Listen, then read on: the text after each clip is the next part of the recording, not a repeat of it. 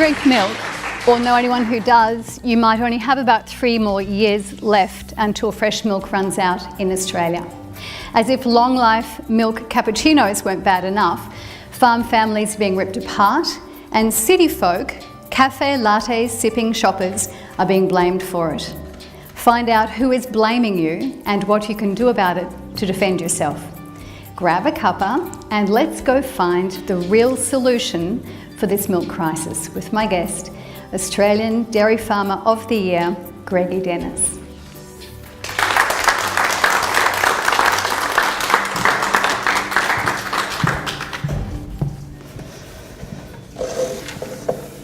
Welcome to The Point TV. It's great to have you here. Good stuff, Susan. Good to be here. So in the break you were telling me about this book. Yes, I've got a book, and it's really the essence of the book is about how adversity creates opportunity. So we do farm tours, and we've had many people that have been inspired from that tour experience to go away and build their dream business. So I love to share that. Now, in my intro, I was talking about the fact that you've said in 3 years I'm going to be having UHT imported milk in my cafe latte. Tell me about that. Well, it's a frightening reality. I mean, we're finding a situation today in Australia, the fallout rate of farmers is happening so fast, specifically dairy farmers, that we may well not be able to feed ourselves fresh milk produced domestically, locally produced milk. And we are talking in the next 2 to 3 years. That seems unbelievable. You were saying there's no money in dairy. How can that be? Well, the flow-on effect is what's hurting the dairy farmer, and what we see at grassroots level is the sale of milk at retail below the cost of production.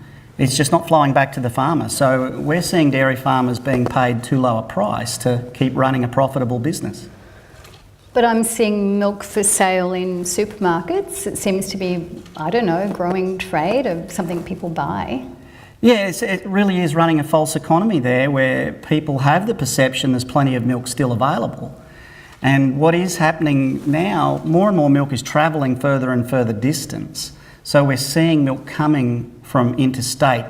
Eventually, milk's evaporating Australia-wide. We'll see milk coming from overseas to fill the market. And that's why the UHT, or the imported milk? Yeah, so we see a situation with UHT milk, which is now being called long life milk, and that milk is actually excessively processed to extend shelf life intentionally, and that enables retailers to obviously save on a lot of areas like refrigeration and losses incurred by fresh food. You know, they don't have as much product to go out of date if it has a longer life. Mm-hmm. So you were talking to me about prices. So talk to me about the prices for milk and the low-priced milk. Well, we see a lot of marketing spin these days, and we see the retail giants are actually educating the Australian public towards a new price point, and the true value of milk at retail is $4 for a 2 litre bottle. Like this one, something like this? That's a 2 litre bottle, and 95% of milk in Australia is sold in a 2 or 3 litre bottle, and there is a true cost of production. We must see the flow of that money back down the chain all the way to the farm gate. We need for retailers to run a profitable business, we need for processors to run a profitable business, but just as importantly are the farmer who's producing the milk. For sure. There's just 3 words there I need a definition for. You mentioned a processor, so can you explain to me again what a processor is? The milk processing company, they are the ones who take delivery of the raw milk product that is picked up from the farmer, and they process that. We call it processing, but quite literally that is putting the milk in a bottle ready for retail sale. Okay, so that's the processor. You also mentioned farm gate. Farm gate is like a wholesale price paid to the dairy farmer. So we have a wholesale price that's determined by retail value. Downward pressure on retail price point means downward pressure on wholesale price paid to the farmer, and that is what we call farm gate milk price. Beautiful. Okay, I think it's making more sense to me. It's taken me a while to wrap my head around that, being a city girl. And you said something like fresh food needs a 30 to 40% markup, is that correct? Yeah, so for retailers to make a genuine profit, they need to make 30 to 40% markup across the food chain, and that should be okay. If we want to buy food through large retail outlets, there's a cost impact, and that 30 to 40% markup reflects the cost involved.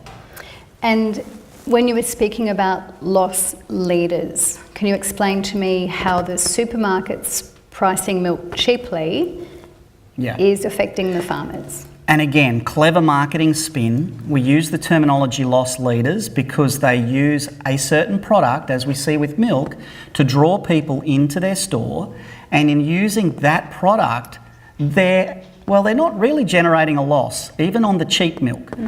Retailers are still making a 5 to 10% markup on cheap milk, but it is a loss leader because they're sacrificing margin that they otherwise make on branded milk. And branded milk is at the right price, by the way. It appears to be expensive next to the cheap milk in the dairy fridge, but it's at the right price.